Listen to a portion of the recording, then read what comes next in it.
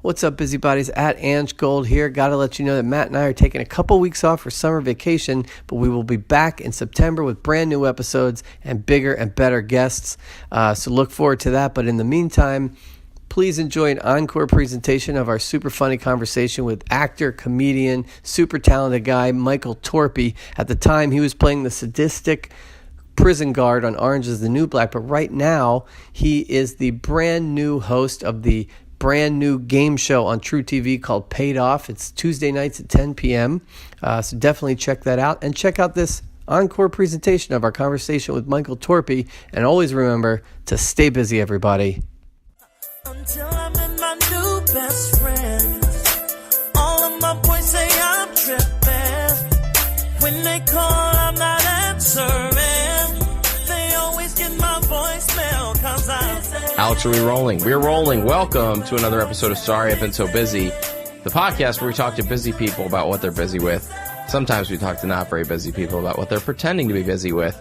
My name is Matt Goldich, at Matt Goldich on Twitter, Goldich. I sort of changing up the usurped you on format. that one. Yeah, that's Andrew Goldstein. At Ange Gold, Angegold on the Twitter. Yes, and Andrew, good to see you. Good to see you. We have you. a great guest today we're very excited to have in the house. A very timely guest. A very timely guest. Very and exciting. Very talented We're man. figuring this talk Yeah. show thing out. Yeah. Another on the list of people that I'm not sure. There's debate about whether I've met him before. Well, we'll get into it. That's interesting, yeah.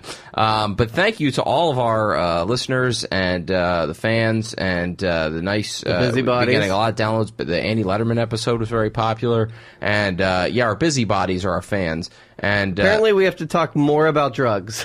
I know, right? Yeah, drugs. People really and love the losing Andy your episode. virginity. Yeah, no pressure. Shout out to Andy Letterman. But our busybody of the week this week, Andrew, I just want to mention quickly. Who is it? It's somebody who left an iTunes review, and please do leave iTunes reviews because that really helps us. Yeah, it's huge. Go on your desktop or on your laptop, go to iTunes. Yes. Look for Sorry I've Been So Busy, and you can leave us a 5-star review, and you can leave us you can write us a review. Yeah, it's somebody named 5-star rating. Itai Von Erich.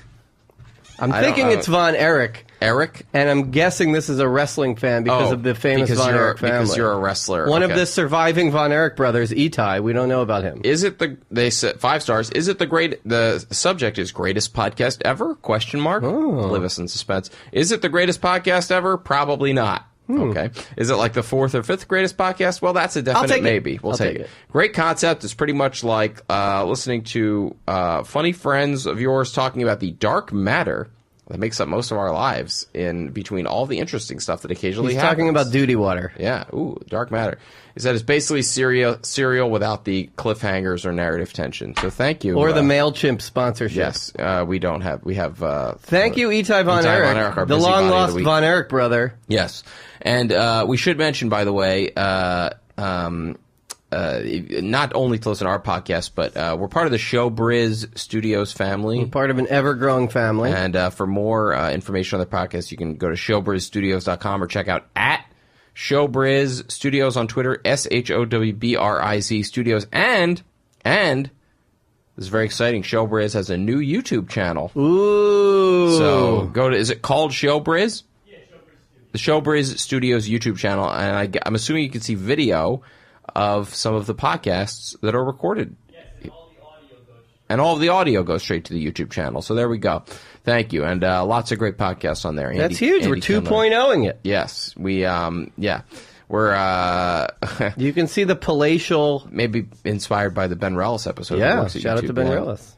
We got our guests coming up in a minute, but Andrew, first, tell me what you've been busy with. Oh, man. As you know, my birthday was a few weeks ago, and my wife took me to Atlantic City last weekend to go see Chris Rock. You and producer Alex, right? Alex happened to be there. That's a whole other story. But he and his father came and visited us at dinner. It was very nice of them. Mm-hmm. So we had dinner. We went and saw Chris Rock. Very funny. Mm-hmm. It was kind of good. You know, I've seen Seinfeld, seen Louis. Now I've seen Chris Rock. I feel like that's kind of like the big three. Yeah. Maybe if I see Chappelle, that's the big four. Louis Anderson. Sure. Yeah. So we saw Chris Rock. Very good. The highlight of the trip, though, was gambling. Playing a little blackjack after the show. So and I know this is something you'll appreciate, being a former semi-degenerate gambler yourself. Sure, who's now married, yes. Yes. So here's the thing. First off, we leave the Chris Rock show. both of us completely exhausted. Ends at midnight, struggling to go play blackjack. Yeah, but you have to. You know, there's all those like urban legends that casinos pump in oxygen, they pump in whatever to wake you up and keep you going. The second you sit down and the first cards come in front of you, you're immediately jazzed, and you could go for 3-4 I have often hours. said that I can stay awake until 4 or 5 in a casino in the morning, no problem. In a bar, it's like 11 o'clock. I'm like, It's a struggle. Done. Yeah. We literally were zombies until we sat down, and then it was, game time. Anyway, that's the first part. Second part, here's Jamie's philosophy on gambling. Mm-hmm. She takes out X amount of dollars, and she makes an agreement with herself. This is money I am allocating to my evening entertainment. If I win, that's great. If I lose, hey, this was just entertainment. It's a deal she makes with herself to mitigate what happens at the end, whether she wins or loses, right? So we sit down, $10 table, not high stakes. We both put in $100. Right. Let's say a bunch of hands go by. My stack's looking pretty good. Her stack, not so much. She puts down another $100. Oh. Let's go, bunch of hands. I count my chips at the table. I disobey Kenny Rogers. Sure. And I see that I basically doubled my 100. Yeah. And I look at Jamie's chips, and I see that she has one bet left. Yeah. So I say, okay, I'm out. I've doubled. I'm good. I can sleep well now. And I say, if you want to play your last bet, and we'll leave. She puts it down, hits blackjack. As you're supposed to do, she increases her bet. Let's say, now, I didn't count the hands, but I would say she won between 9 to 11 straight hands. Wow. Increasing her bet every time to the point where when we left, she won back all of her money, including the stupid $40 she lost at the on the slots. Wow, and you doubled yours. And I So you're doubled up mine as a group. So I walked out double, and she walked out even, but having had the experience of The best experience. the roller Best coaster. way to break even, the blackjack roller coaster. That's so interesting. I always say that playing blackjack with my wife is the best, because we had been dating about 6 months, and I had a free night at the Borgata. Well, that's where we were, the Borgata. And we went there, and I had never, when I go play, I'm just like, I'm there for hours, and she's like, we played for half an hour. We were up $100, and she was like, "Okay, we're done." And I was like, "That's the best way to win money gambling, is to bring someone with you bring your who wife. is done after half an hour, so that to force you to leave it instead of be like, no, let's keep ride this out. Let's You're keep it going." designated driver. Yeah. But I was going to say, you're one of my favorite people to sit at a blackjack table with for endless amounts of hours. I could do it. Yeah, It's so much fun. but I'm not a big. But the thing is, I enjoy it, but I'm also not a big stakes guy. So like a $10 table is perfect, because I like somewhere where you can just sit and hang out and get free drinks. And I'm sort of a poke. I'm like a blackjack Nazi a little bit. I love, if the dealer's showing a low hand, I'm like, I'll double anything. You know, every opportunity on a low stakes table to double is the only way you're ever going to win any amount of money. So I'm always being. Do you get annoyed at people who play wrong? Oh yeah. Yeah, you have to. Completely. It's one of those things where you know that you shouldn't, but you do. I'll never be a good gambler because I can't do the mental math fast enough. That's why I'm not a good poker player. Yeah. I'm only I can serviceably play. But you can follow the rules. I can follow the rules, yeah. But Jamie and I are both looking at each other like, wow, how much is that? You can also ask the What's person. 8 plus 6? That part I can't help you with. That's the mental math has always, but I love gambling. Yes. So much fun. That's great. Well, I'm glad you had a good time. You have to do it infrequently, otherwise you'll go to jail. Yes, that's true. Really Andrew, why don't you introduce our guest for today? Like I said, this is a very timely podcast because the new season of Orange is the New Black drops today, the day that we are recording, and we just so happen to have one of the stars of the show. It will definitely be out by the time you're listening to this. There's no way. One of the stars of the show, you know him from Veep, you know him from Orange is the New Black, you know him as the guy who talked about his underwear with Michael Jordan. Correct. In a Hanes commercial, or many Hanes commercials. Ladies and gentlemen, Michael Torpey, thank you for coming. Oh, very happy to be here. Thank you for being on the show. Yeah. Do you like to gamble? It's very infrequent. Yeah. I've gone a couple times, and That's I the have way the to do same it. strategy as your wife. This is how much I'm comfortable losing. It's an investment. And it's like buying a ticket to a show. Yeah. I'm going to entertain myself, ideally for some time, because if I lose that very quick, Yeah. I will be upset. Even if I was comfortable losing $200, if that goes in 20 minutes, I'm unhappy. That's the actual gamble you make with that strategy, because you can't. Like 1 out of every 5 times you sit down, they're going to rape you immediately, and you're going to be out of your money. That's 10 minutes, and then you're like, my entertainment for the evening was 10 minutes. And then all of your friends are still playing, and you're like, now I got to take out another 200, and then you get in a bad rabbit hole. Last time I went, I really researched the craps table, because I kept hearing those are your best odds. If you can game the craps table, that's it. Based on what first roll comes out, then you place over here, and I had the whole board set up, and it hit that one thing to wipe everything out, and it was gone instantly. And I was just like, I'm bad at this. I hate it. I'm uncomfortable. Yeah.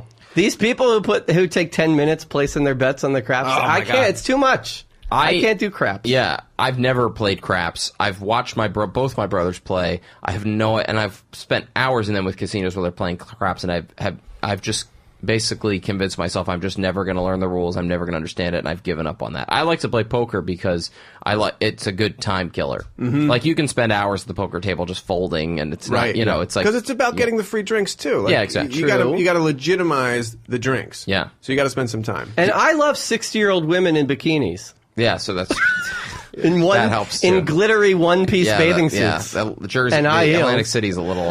Wait, are you from Jersey? I am from Jersey. So can I just say real quick? I brought a nosh because I felt like I wanted to be a good guest. Oh my goodness! So also everyone loves listening to Eating on Radio. We do. You hear the bag rustling. You can open this at any point. You play such a dick on TV. This is amazing. Well, these are the things I have to do. Yeah, because you play when you play a monster on TV, you have to really turn it on. I'm going to open the box while you continue. Okay, it's a really nice pastry box with a red and white string. Classic string. Very See how I do the radio? I describe what we're doing. Really smart. So did you go to Atlantic, or where'd you grow up in Jersey? South Jersey? No, way north Jersey, Glen Rock. Burton County in the 201. Wow. So the only time I would go to... What was your mall? Garden State Plaza. All right. Yeah. I get it. Worked summers there, Joe's American Bar and Grill. Torpey knows his audience. Hummintashen. Mm-hmm. Couple. Well done. We got some apricots. This is amazing. Some poppy, some prune, and some raspberry. You're not a Jew, are you? You just know what. I just know. Look. I'm a man of the world. Yes, you're a worldly person. Yeah, I try to be. And some Hummintashen. Oh my God! That's it. it. You have to. He said it. Yeah, you. This couldn't be going better. This it's already. This was the image I had, and I'm very happy. You were hoping that he would eat. Yeah. Yeah. Nice. This is wonderful. Yeah. Good. Thank you. You're very welcome. So, did you go to Atlantic City like growing up, or did you? No, I mean we had a beach house one summer with a bunch of buddies in South Belmar, which they now renamed because. Like everyone knows Belmar's disgusting. Yeah, and if you put South Belmar, it's definitely even it's like worse. They call it Sobey. Yeah. They named it. Sobey Life Water. It became Lake Como, which is that's a really beautiful town in Italy. You can't just take that name. That's our summer camp was in a town in Pennsylvania called Lake Como. And guess what? They re-gerrymandered the town, and it's not Lake Como anymore. What? Yeah, camp is not in Lake Como anymore. Where is it? I don't remember the name of the town. That's so weird. I refuse to learn the new name of the town. No, because that's it's right. Like that's Como, right. Yeah, it's like calling Citi Field Shea Stadium. Don't stop. Oh, I still call it Shea. Yeah, absolutely. Yeah. Absolutely. There's a big controversy in our neighborhood in Harlem right now. They're trying to. There's real estate people who are trying to call our part of town Soha. And the classic. Do they get stabbed immediately? The classic, the old school Harlem residents are literally protesting. Like, you see signs out that say, like, our neighborhood is Harlem. Like, and I'm with them because Soha just sounds stupid. Also, oh yeah, Spanish Harlem is called Spaha. Nobody calls it that, right? I still call Kareem Abdul-Jabbar Lou Alcindor. Yeah, exactly. That's what you got to do. I'm like, what's up, Lou? Yeah. What up, Lou? I call him Kaja. No, that was a weird. Okay, anyway, that's what the real. He would be called that. Yeah, real estate. Yeah. If you were trying to sell him. So you were trying to sell him. Yeah, who needs a center? Not in today's basketball. No. Well, this is awesome. Thank you so much for. You're very welcome. Yeah, You're very welcome. You know how to get in. So North Jersey. North Jersey, yeah, I loved it, man. Small town USA. It was like the corniest, nicest town to grow up in. Did you come into the city? Was the city the destination? Definitely, for? Yeah. You'd take the train in with your buddies on the weekend, go make trouble down in Washington Square Park. And beers in paper bags. Yeah, like we had to come into the city to go see the movie Kids. You had to come into the city to see it because not a lot of places were playing it. I try to explain to millennial-ish people. I'm like, you gotta see Kids. Oh, yeah. It was such a big, like, cultural sensation at the time. It was like when you found out, like, one of your, like, I didn't see it in the theater, but it's like, it was one of those things where, like, you found out that, like, one of your friends had, like, the VHS copy of it. And, like, Right. you It go was up in, like the somebody's kid in the attic. neighborhood who had Faces of Death. Yeah. Except, There was that was Yep. forbidden. Yeah. Kids was verboten. The Madonna sex book. Sure. Yeah. Yes. That was needs a to go on a thing. high shelf. Yeah. You can't let the kids access And then that. Basic Instinct because of the one scene. Yeah.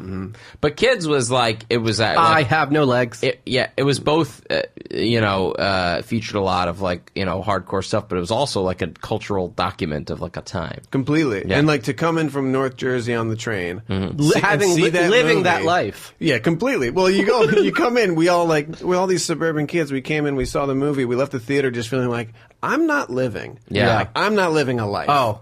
These kids are out there, like, Yeah. being real, vibrant, alive humans.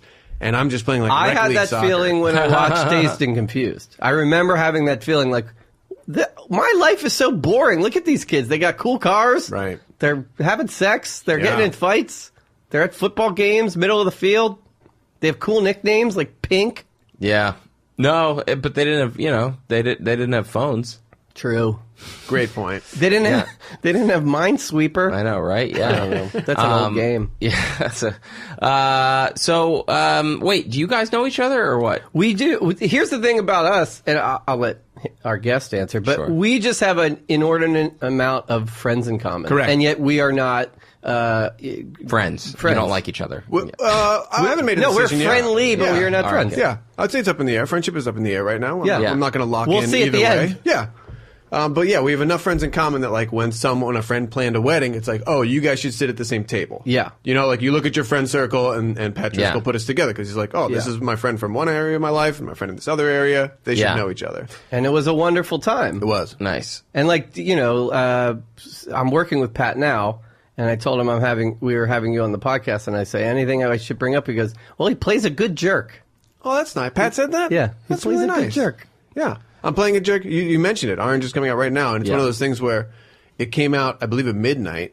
So, like, people are almost done. Because there are people that, for these Netflix shows, they're like, as soon as it comes out at midnight, they'll immediate start the streaming. bingers. So, like, you look at they're in the 11th episode right now. I'm not an immediate binger. No, I wait for the scuttlebutt. I like Sorry, to- I burped Homentashen. No, I like to savor a little bit. It's hard because, like, Master of None just came out. It was so good, and it's like you want to watch the whole thing, Yeah. but then it's like I want this to last also.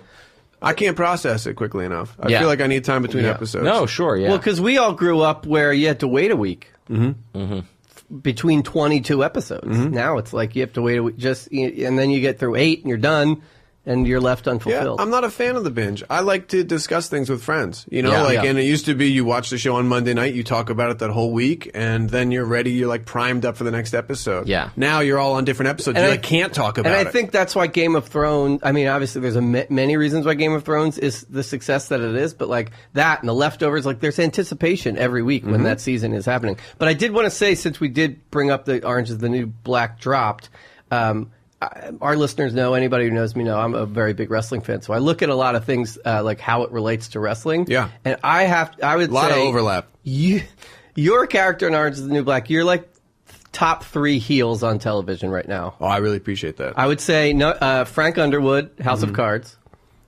Father Maskell on The Keepers. If anybody's watching The Keepers on no, but that's Netflix. like a real life. He's a real life monster. yeah. One Pat Driscoll will laugh at that, and then your character. You're That's such really a great. dick, and It's really great. Every time I watch it, I'm like, to my wife, I'm like, I know that guy. He's such a dick. It's been weird because it was a big shift in my career. Because I was doing stuff like Veep and Inside Amy Schumer and Louis And the 30 commercials where Rock. you're invariably likable. Yeah, I'm just cast because I'm like a slice of white bread, like happy white bread. Yeah. And I can come out and like sell a credit card and it's not offensive. And then all of a sudden they're like, wait, what if we make you just a complete sociopath? And it was very different from the other work I had done, and different to be like, to feel that feedback online too, where people are like, great job, I hope you get your face shot off. And you're like, I guess that's a compliment. Is I'll that take good? it. I think that's good. I think it's Yeah. good. It's so cool. That's awesome. Orange is the New Black was one of the shows where it's like, it was so exciting when it first came out because there wasn't a lot of like anticipation for it. There wasn't a lot of like hype. It just sort of dropped and people didn't really know what it was. And then it's very rare that you find out about something these days as it's happening, because usually you see the trailers for stuff like months and months out. And I felt like it was one of those things where people just started watching it and it was like, whoa, this is really good. And I had never heard of it. And then all of a sudden it's just like the biggest thing out there. It's huge. I mean, it was such a great family to come into. They were incredibly welcoming, incredibly kind for being on a hit show. Like when they did the numbers last year, and I know it's a little fuzzy with Netflix, but it had the highest viewership. Season 4 had the highest viewership of any show last year. Yeah. Which is crazy when you think of the things that do get a little bit more hyped up, like a Game of Thrones, like House of Cards, these shows that kind of the build up is People love prison. Huge. They love prison. Look at MSNBC on the weekends. Fair point. But it was it's a wild show to be part of, and for me it felt nice. Like when you're doing comedy, you tell yourself, look, I'm creating a comedic show, and that is a way to help people. It gives people a break in their day. Yeah. And I do believe that. I do believe that comedy does serve society in a way. But to do it in a very different way, where you're telling these stories that are very important to people, and telling stories of an underrepresented population, and then someone comes up to you on the street and is like, hey, I was in prison, and like seeing these stories told and these people made human means a lot to me. And you're like, oh, wow, that's wildly powerful, and feels like, oh, I'm doing like good work. Like I'm helping tell good stories. It's definitely in the zeitgeist right now, this idea of like, there's way too many people in prison. Oh like my there's God, it's like it's one of those things where like every time you read about it you're like, what? I can't believe it. Like to the point where like actually like if we had like the normal like number of people in prison that other countries had, like Hillary would have won, because like there would have been that many, there would have been that many people. like that, you know, they basically like disenfranchise like millions of like people who, you know, would, you know. But, you know, on like minor stuff, it's like, and then, you know, for a while it seemed like there was like this sort of bipartisan thing to like get people, like, you know, reduce the numbers, and then, you know, who knows what's going on. But yeah, something happened towards the end of Obama's administration. He came out and said that he was going to get rid of privatized prison system. Yeah. And that's like the whole crux of season 4 of the show, and into season 5 is because it's privatized, and they start doing it for profit, and obviously there's a big conflict of interest there. And it was very interesting to be on a show that like, oh wow, the whole premise just got yanked with one piece of legislation. Yeah. And then Trump came in and was like, screw that, we're going back to prison as a business, no problem. And you're like, yes, okay, great. Thank it makes God, sense again. our show's relevant. Our show still Thank makes you, sense. President Trump. Yeah. Ripped from the headlines. Yeah. When you're playing a dick, do you are you channeling like a deep down part of yourself, like a shitty teacher that you had, or something? Or yeah, you know, for me, mostly the method is to just change what's happening in the room. This is where we get tears out of Torpey. Yeah, totally. Yeah, this is our Barbara Walters moment. It's Mr. Bernstein. No, you know, I don't. Fortunately, I didn't interact with many monsters in my life, so I don't have like one person that I could pull from and be like, oh, be that man. Instead, I just play with the circumstances and pretend that these people aren't innocent and that they're doing these other things that hurt me, and that's how I can get my mindset where it needs to be. Nice. But it's weird, man. I mean, it would definitely... The end of season 4, oh my God, I'm on my knees with a gun pointed at my head, and the entire prison is around me screaming, shoot him. And it is not a cool feeling. No. even though it's fake. And they called cut one time, and like I'm just standing there on my knees, and Danielle Brooks, who plays Tasty, she just like put her arm on me, and we don't even know each other that well. Like she's been super cool, but we've only had a couple scenes together, and she was like, "You all right?" Like, and I was like, "Oh, I look bad, don't I?" Like that clearly was affecting me, because it's not fun being hated. Oh, yeah. Even in the acting world, even when it's all fake, when a room of people are screaming that they want you shot in your face, doesn't feel cool. I mean, your adrenaline has to spike. Oh, big time. Yeah. Big time. So cool. I was going to bring up Veep quickly. Yeah. Oh, yeah. Another mutual friend of ours, former guest of the pod, Neil Punsalan. I texted him also. I said, Torpey's coming on the podcast. Anything I should bring up? And he said, you have a cool story about improvising with Julia Louis-Dreyfus. Oh, well, just that she's an absolute killer. That show worked in a beautiful way where they actually brought the cast out to L.A. to do rehearsal, which just does not happen on a lot of shows. Right. Generally, you show up on the day And you just do it. You do Hey, a go do walkthrough. this. Totally. You do Yeah. a walkthrough. You're expected to show up, know your job, and nail it as soon as cameras are rolling. Yeah. You do like a walkthrough for blocking and lighting. That's it. But they brought the whole cast out to L.A. and Like a retreat. Oh, it was fantastic. They set us up in a ballroom in a hotel. Just put some folding chairs and tables around, and they were like, "Let's do this scene a bunch of times, and then let's throw the script out and just see what we want to do." And she is just so insanely fast. And fortunately, it was one of the last episodes that Armando directed, the guy who created the show. And he caught this beautiful moment between her and Tony Hale where in the scene I'm engaged to her daughter. Yeah. And we're rehearsing the kiss we're going to do at the National Democratic Convention. And it's going very poorly. We don't know how to kiss. We have no actual chemistry. And You've never kissed a girl in your life. no, so it was easy for me. In this one, I was channeling a real life experience, and it was my own. So we're rehearsing this kiss, and Julia Louis-Dreyfus turns over to Tony Hale, and she's like, "Geez, how hard is it to kiss somebody?" You know? And their characters have this awkward chemistry, so their faces just like get kind of close to each other, and there's this sort of moment where maybe it's a misunderstanding where Tony Hale thinks they're going to rehearse a kiss. Yeah. And it didn't quite happen, but Armando saw it and was like, "Hold on, let's go back in here." And he worked this moment, and then it was in the script as soon as we got to shoot the next week. And it was one of those moments where you're like, "Oh, that's what happens when you're able to like rehearse and improvise Yeah. and play." And it only happens because they're so funny Right. together. And you see her be so brilliant in everything you do, and in everything she does, and you're like, is she that talented, or just in the right place at the right time? And it's like you hear these stories. 100% like, that yeah, she's talented. amazing. Because on that show, she does everything also. So she was shooting a scene on their airplane set, and she comes off, and she's just goes up to the row of all the writers and producers, and she goes, "Okay, notes. Like, let's get into it. What are the notes on this scene?" And one guy raises his hand. He goes, "Oh, we can tell that your purse is empty. We need to, weigh down your purse a little bit because it's just a prop." And she looks at him and with, no attitude or edge, just goes, "Not my department. Next." And it was awesome. perfect. Yeah. It's perfect. That's how when you are executive producing the show Yeah. and the star of it and everything kind of comes through you, you have to have that skill to be like sharp and upfront and Quick decisions. oh man. It was such a lesson just to watch her work on that show. That's awesome. Yeah. I mean, yeah. Now you're just waiting for Catherine to not be a lesbian anymore. Yeah, right. So they can She'll bring come you back back- on. she'll come back around. right? Yeah, She'll yeah, come yeah. back around.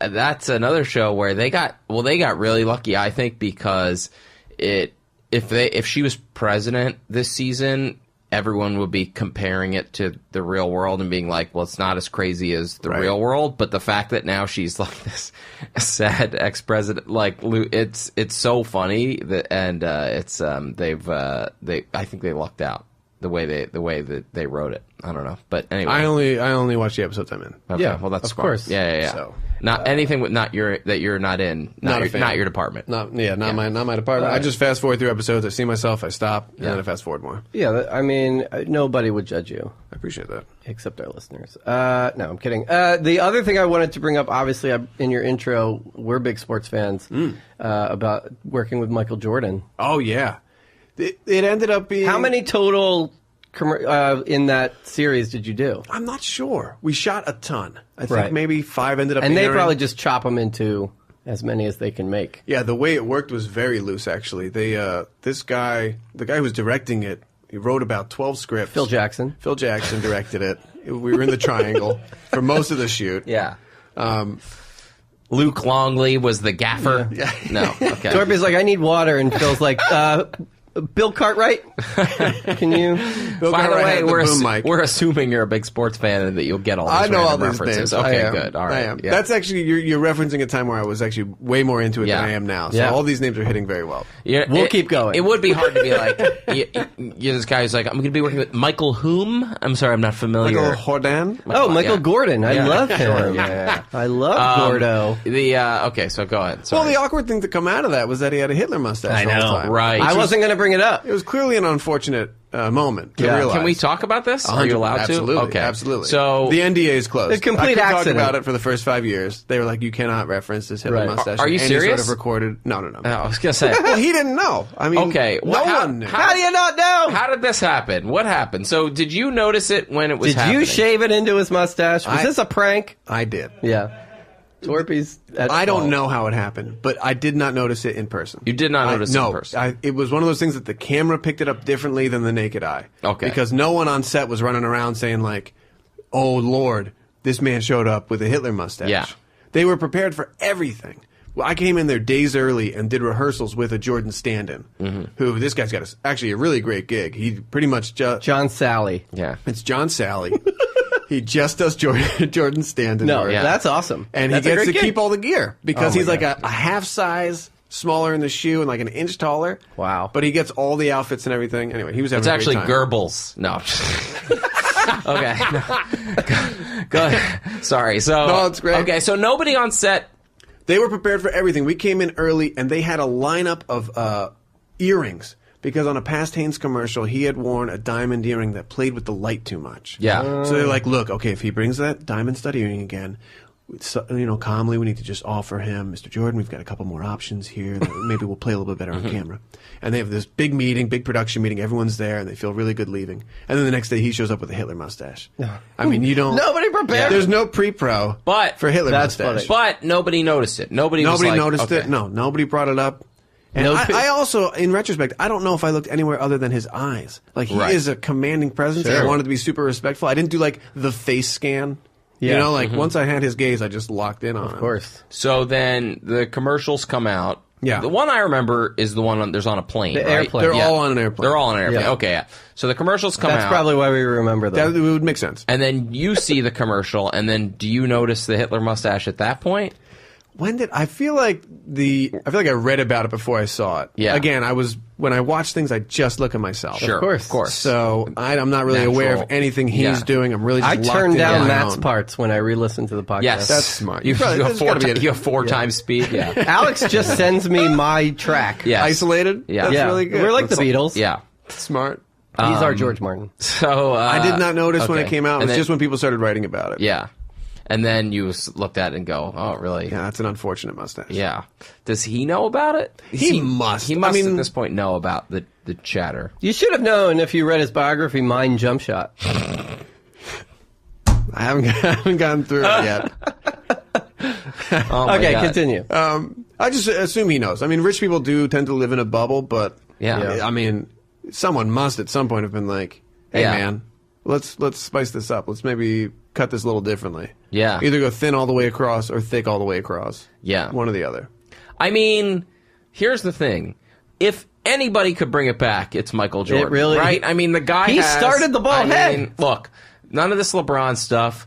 He's the greatest basketball player of all time, and he's like a top 5 cultural icon of all time. So, I feel like he could. Did you have... Okay. The mustache existed before Hitler. Yeah. And are we going? Yeah. I mean, is this one of those things like you let the terrorists win if we're Right. if we're scared? Like if we let this mustache go out of existence, are we letting Hitler win? Yeah, we're just going to stop naming people Adolf because Right. of one bad guy. Right? He had some good ideas. Jordan. Michael Jordan had some good ideas. Listen, He did got you have better any at the three later in his career. any Yeah. human not cameras rolling kibitz moments with him? Very little, but not much because he is on the clock. He gave Right. us 8 hours. I have some terrible trades to make. Yeah. Oh, he bought the Charlotte Bobcats while he was sitting next to Just me. like on his BlackBerry, It was just like crazy. 2 minutes. But this is like this to me. This is sad because this is we're He sitting next sent to a each other. PA out to buy the Bobcats. Just a briefcase of cash. His manager comes over and she just goes to him, Michael, it was unanimous, and he goes, thank you. And I'm sitting next to him, so I go, What a fucking hey, boss. what was unanimous? And he's like, oh, they just voted, they approved me, I bought the Bobcats. And I was like, congrats, like congratulations. And he goes, I just got to write a big check. And I was like, you should enjoy your life. That's amazing. It's an amazing one. And then Yeah. you're like, Homentashen? Wow. But that's like sad, That's so right? cool. Shouldn't Right. you enjoy that moment more? But everything's just He was. Yeah. You get to a level where everything's so chill. He may have been downplaying it. Like, he Yeah. may have been just sort of like, hey, it's not, Speaking of trying to gambling- make you feel like better. Like He wasn't trying like, to big time me. Yeah, he he's didn't like, want we're the to big time. same. Yeah. Yeah, We're just bros. we're just guys pretending to be on an airplane You're talking like about my new, underpants. you're like my new Steve Kerr. yeah. Oh, I would have taken that. One time I went to, you do kind of have a little Steve Kerr resemblance. More of a Fred Hoiberg. In the heart. Torpey's more of a Fred Hoiberg. One time I went to Chicago for a wedding. This was maybe 10 years ago. And the next day after the wedding, I went to a Cubs game during the day, and Scottie Pippen threw out the first pitch. And I was like, oh, that's the most famous Chicago Bull I'll see today. And then that night at a bar, Michael Jordan's there. Unbelievable. I have a very similar story. In L.A., I go to the Comedy Store and I see in the walking in Gene Simmons, and I go, wow, a member of KISS. That's amazing. The next day at the Grove, Paul Stanley walks right by me. Wow. I go, what are the chances? You're collecting them. Yeah. In L.A., and then Peter Criss was my Uber driver. Unbelievable. Which was weird, I thought. Yeah. Wow. That is incredible. I mean, how many days was it that we're going 2. Yeah. It was 2 days. He gave 4. He was supposed to give 4 hours each day, and then he called on the first day and said, I'm giving you 6 today and 2 tomorrow. And everybody kind of lost their minds a little bit. Yeah. But it's one of those things where, similar to Julia Louis-Dreyfus, like when you are that in demand and when you have so much on your plate, you just don't have time for bullshit. Yeah. You So don't. cool. So he comes in and he's super nice about it, but it's just like, everyone, the clock is ticking. Yeah, you're So on let's Michael get Jordan this- time. Absolutely. So let's get this done. And that's kind of refreshing because otherwise people dick around like crazy. Oh, yeah. Sure. Well, coming from production, I go crazy if the talent is on set and shit's not ready. Yeah. It's like some of the most nervous and like almost crippled that I get with nerves and anxiety. I would, if I was your talent, I would appreciate that. I go crazy. Well, the good thing about Michael Jordan is like he deserves to big time. So it's like the worst is when you have somebody who's not as famous as they think they are, and they are acting like I have a heart out, whatever. and when they have people. Yeah. Michael Jordan, it's like whatever your heart out is, like we respect that. Yeah, that. even You if it's complete garbage, what you want to do afterwards, even if you just want to leave here to go sit in your car, go play golf. Yeah. great. You've earned it. Yeah, right? Yeah. Go sign a terrible free agent. Yeah. Well, this is the thing. Like, I hope there are not like kids out there who just like know Michael Jordan as like the owner of the Bobcats. No, they don't even know him as that. They know him as the guy from the meme, as the crying guy. Oh, God. I swear to God, there's a whole generation of kids. They don't know that he was the best basketball player of all time. They know him as the crying Jordan face. That's so weird. It's terrible. I don't even know why. Where was he crying? That's from a Hall of Fame speech. Oh, really? Oh. Yeah. Yeah. See, that's what we do. This is how uncomfortable we are with male emotion. It's tragedy. I know, right? Right? Yeah. One man bears his soul on the stage, becomes a meme. Yeah. It's amazing that meme took off and not the Hitler mustache. I mean, the Hitler mustache was a big deal, but Yeah. It was, yeah. Now Well, the Hitler crying has his face. own meme, right? Yeah. With the that movie that they always that redub. movie, and they redub Hitler's lines or whatever. Yeah. Yeah. Were you going to say something? No, I was gonna. Could talk about Michael's day, but I don't know if you have anything else before that. Oh, I was just going to bring up one more connection to please. the podcast. Please. Did some research. Former guest of the podcast, Dan Powell, wrote and directed Thanksgiving, which he talked about extensively on the podcast because he was in the middle of making it when he came, made time for us. You were the Shout out to announcer, Dan. right? I played. And you were in the movie. I played a football announcer. Yes. Because I asked him about that. We when he was on, we talked about did you get rights? Because when he mentioned the thing was Thanksgiving, I said, did you get rights to the NFL footage? And he explained how they faked it. But you were one of the announcers. Yeah, so like there were a couple shots of TV in the piece, and then they had us tape a bunch of stuff just to play in the background, just to have that like low drawl of a NFL play-by-play guy. Well, you've done a lot of Onion Sports Dome, Onion News Network. Yeah. You've played a lot of fake newsmen. Generally, I book things work-wise where I wear a suit Yeah. or a uniform. That's Right. kind of my You that's have the pocket I've found. ESPN anchor look. / policeman now. Yeah. And you had a pilot at Comedy Central. Yeah, like two a failed pilots. Two failed.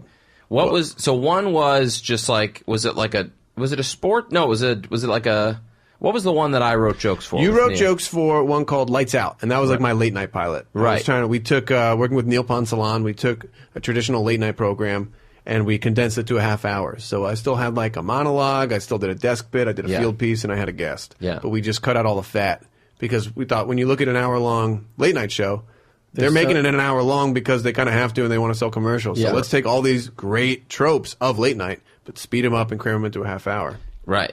So and I was living in L.A. and I remember someone put me in touch with Neil, and so I was like submitting jokes for that when you were, it was great, greatly appreciated, great no jokes. problem. And what was the other one? Then I made a show called Very Serious, and the idea for that was, look, the news right now is really awful, Like local news, it's all house fires and recalled bagged lettuce and kind of pointless stuff. Like I know that houses can catch on fire. Yeah. I don't need to hear about it on the news every time.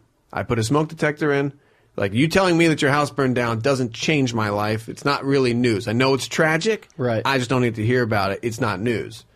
We wanted to cover all the actual news that's happening out there. Not just, like, good news, but exciting news. Because the world, there's no better time to be alive. And it feels like the news actively wants you to feel the opposite. Yeah. They want you to be afraid and depressed. Whereas if you cover specifically like the STEM fields, like science, technology, engineering, mathematics, the world is just mind-blowing. Every day there's some crazy breakthrough that's going to change the future of our existence. And we want to cover those stories in a cool, fun way.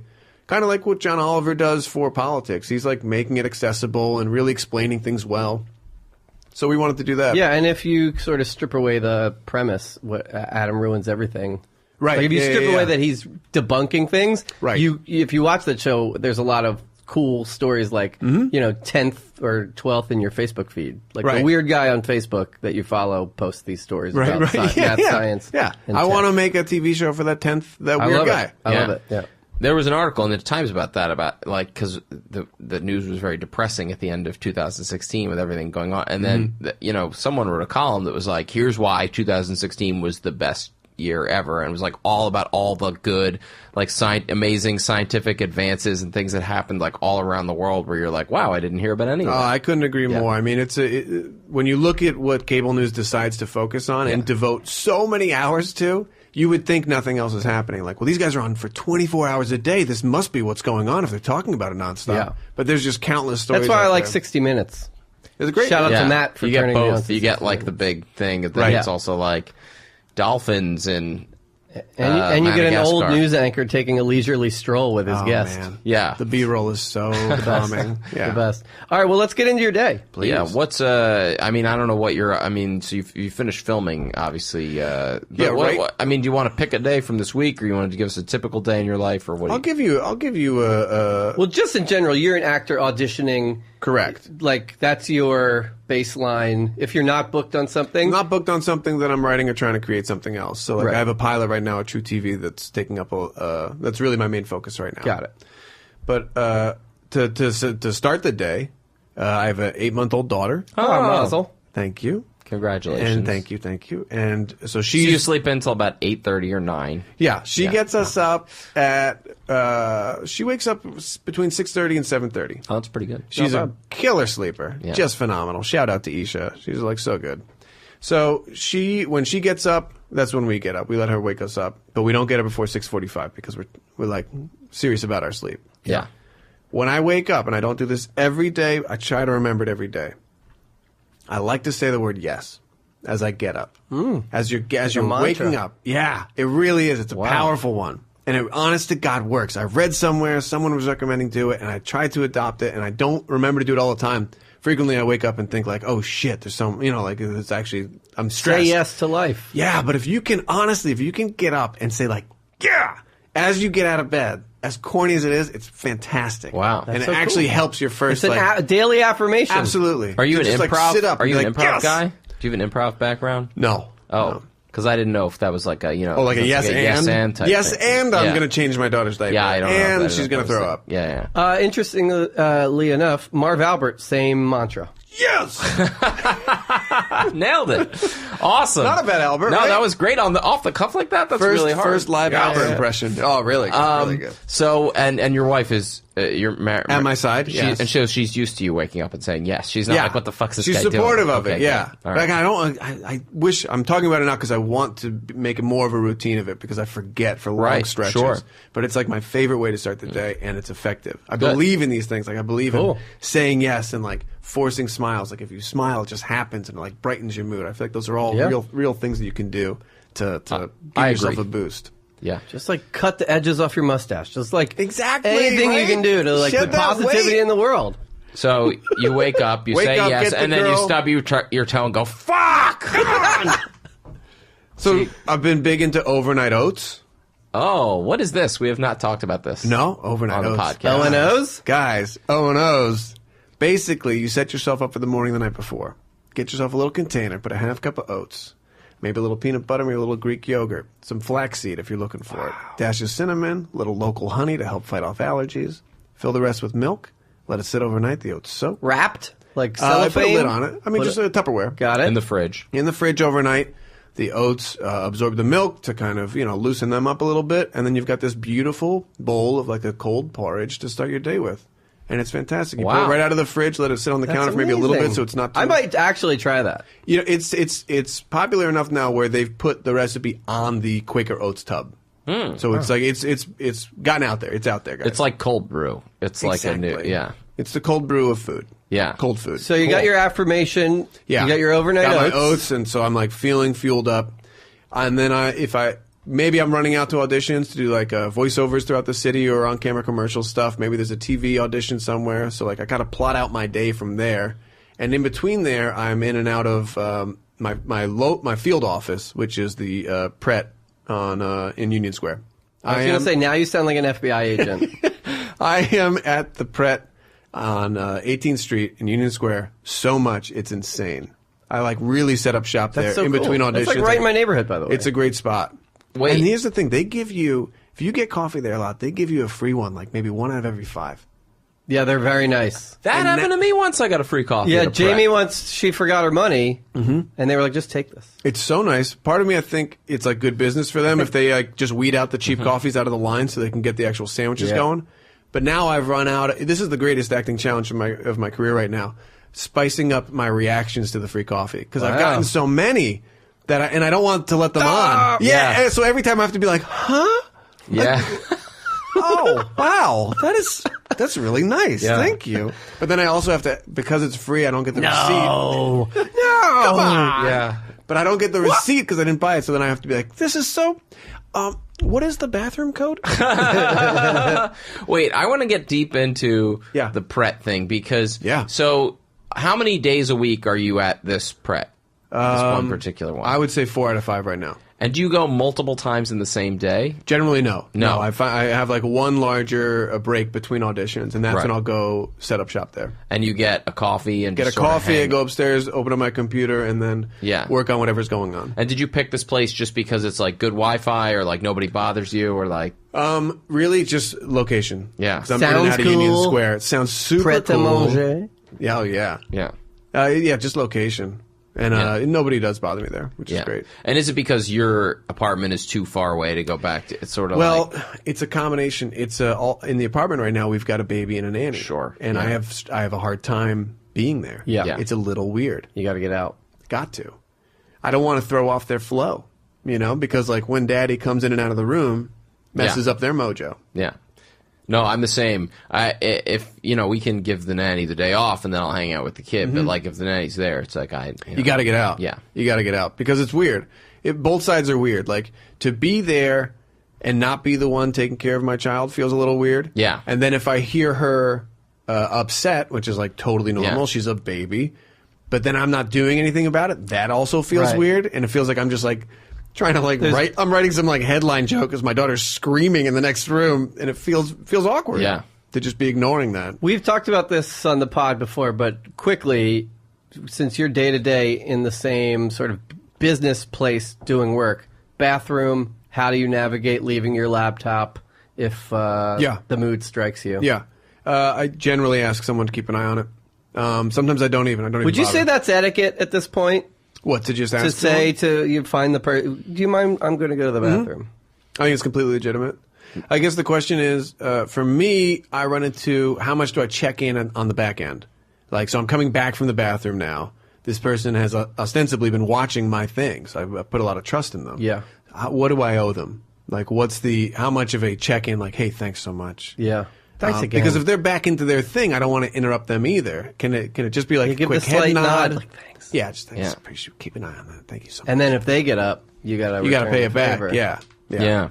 I've never been a work in the coffee shop type of guy, but I do wonder if I would maybe just leave it there and just wait until I could see that the bathroom was empty, just run and run back. Well, the story I told, I had the duty, and okay. I took the laptop in with me. Yeah. Interesting. Which is terrible. Oh, yeah. But I just didn't feel, I'm not a regular, I didn't feel comfortable. You didn't know how long it was going to be? Yeah. Okay, I understand that. I didn't know it was because gonna you don't happen. want to burden that person. I think it's about mitigating your anxiety while you're in the restroom. Yeah. So if you feel comfortable without assigning the responsibility to someone else, and that's not going to mess up what you're going to take care of, then that's fine. But if you're in there and you're like trying to rush because you're like, I didn't ask anybody to watch my computer, what's happening out there? Then that's a bad idea.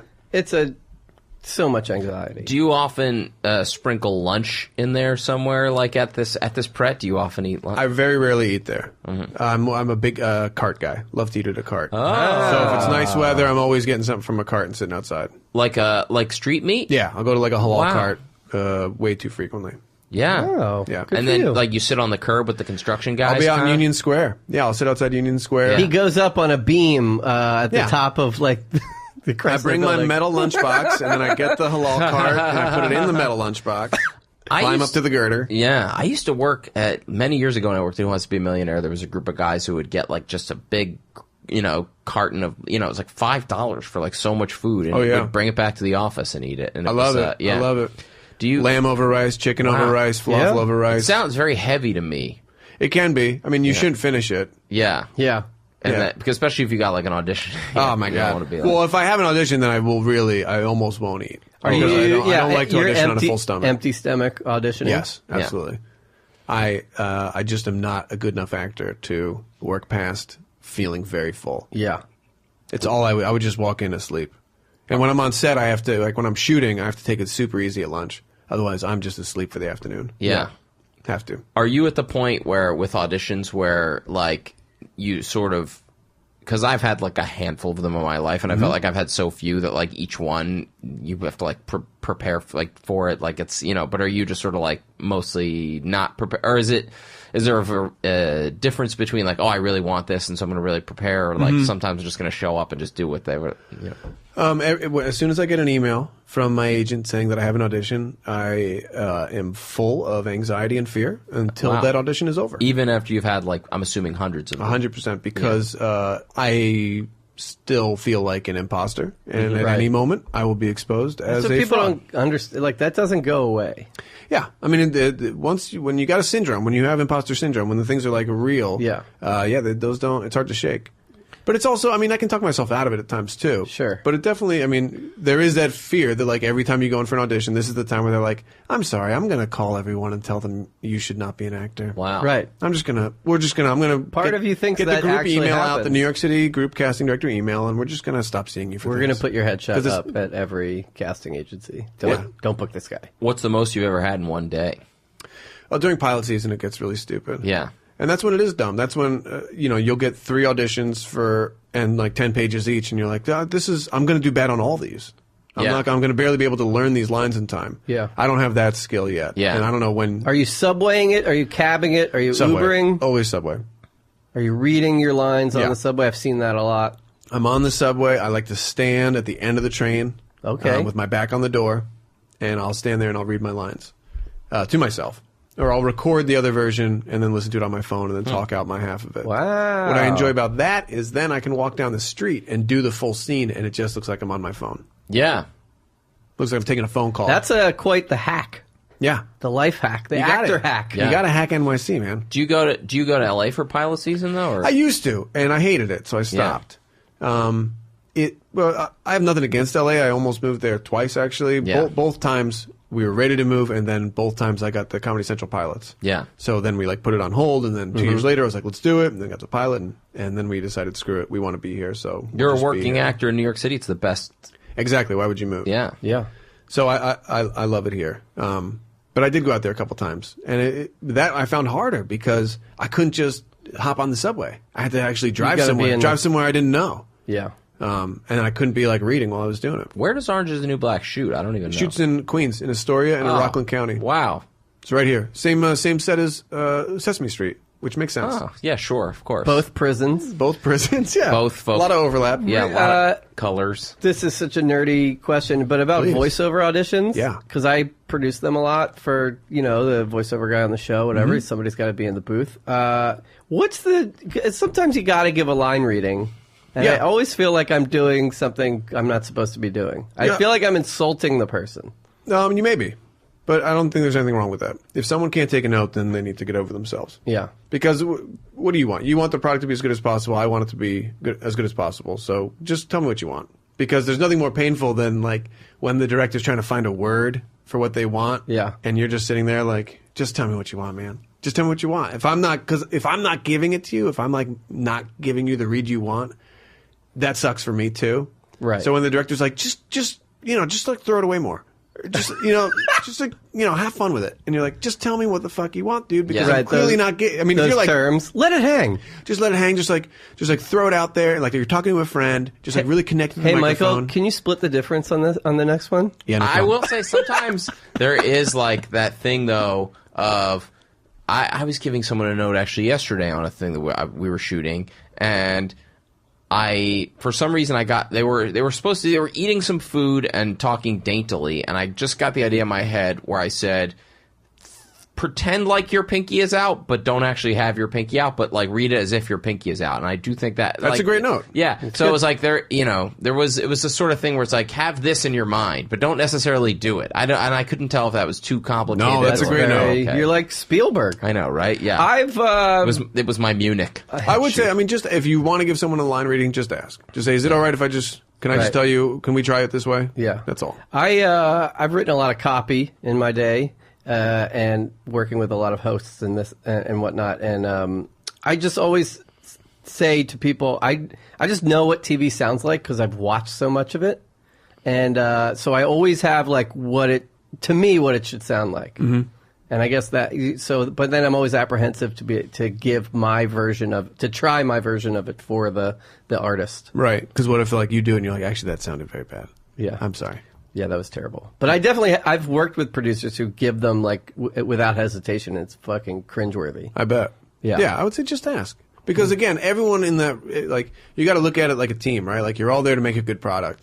And as a performer, if I'm not delivering what you want, I want to know. Because I could probably... I want to do a good job. I can probably tell also. Like if I'm in the booth and I do a reading and you're like, hold on one second, and then you take your finger off the button and I have silence in my headphones and it's just silence and I can see you guys all talking to each other, I'm sweating bullets. I'm like, they're going to fire me right now. Does he have a Hitler mustache? I think his mustache is a Hitler. I think that's a Hitler mustache. Do you want to tell him? I don't want to tell him. How do we tell him? What are your evenings like? When you get done with all evenings? We're trying to eat a lot with our daughter right now. Yeah, food is like super important. Baby Bjorn in our to family. the food cart.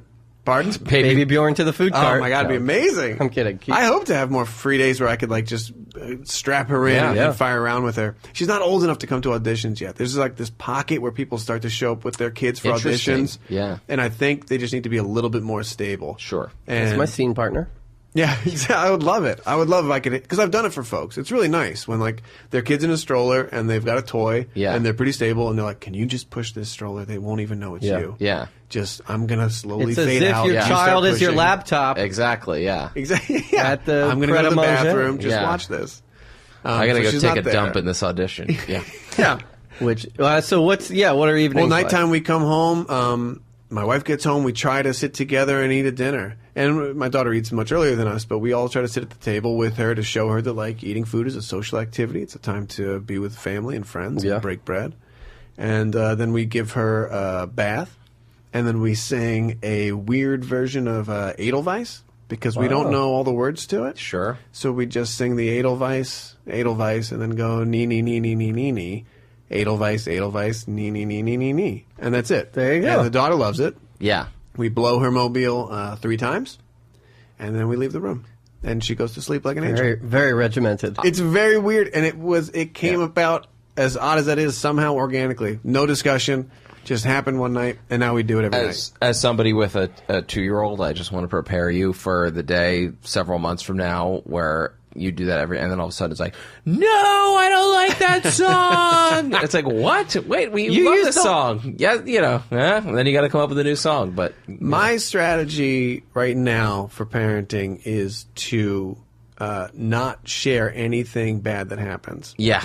I am taking the stance of I am nailing it. Yeah. Right. Everything is great. And I'm really unfamiliar with these problems you guys are describing. Yeah, it's saying yes to fatherhood.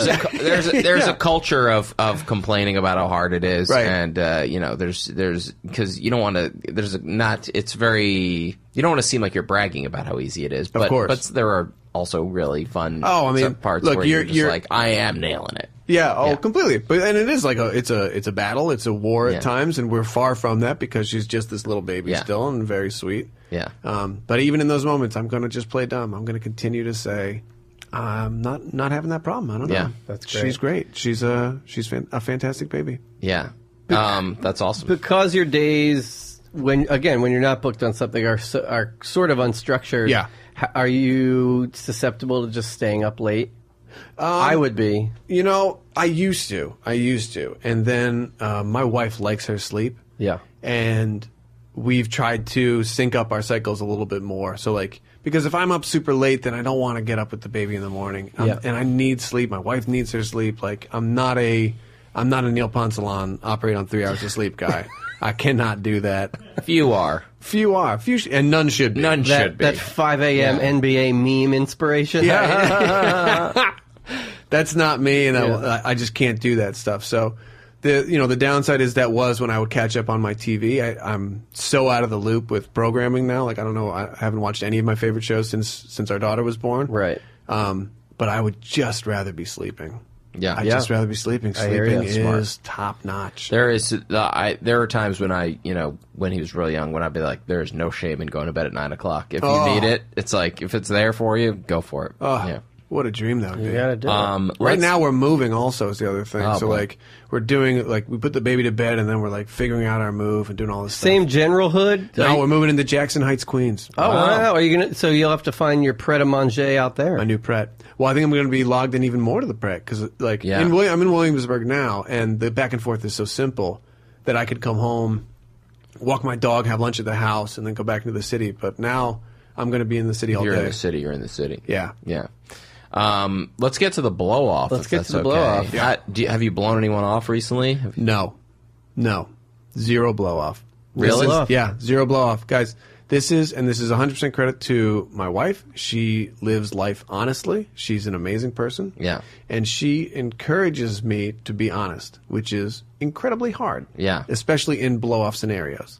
And to the point where we did an exercise, we were at some industry party thing, which is super hard. You're at a bar and everyone's there to talk to each other, but you don't really know each other, and it's very tempting to say to end every conversation with, let's get lunch. All right, I'm gonna let's get lunch, or you know what, I'm gonna go grab another drink. I'll catch up with you later. And she was like, do not end a conversation with a lie.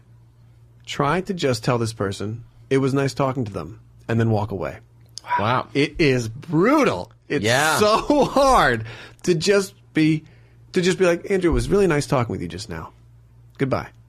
And leave. Yeah. It's crazy. You feel a little bit like a psychopath to not have some sort of natural excuse to end. Yeah. But it's let's just be honest. We talked for a while. It was great. I'm going to go talk to other people. I'm going to go over here now. Yeah. I'm going to go over here now and talk to other people. Goodbye. The risk is that they see you 2 minutes later by yourself looking at your phone. Correct. And then you're you've clearly... In that instance, you would have... But then you weren't being honest, right? Then you would have to say, it was nice talking to you. I'm going to go look at my phone. I'm going to read about the Comey hearings. Yeah. Yeah.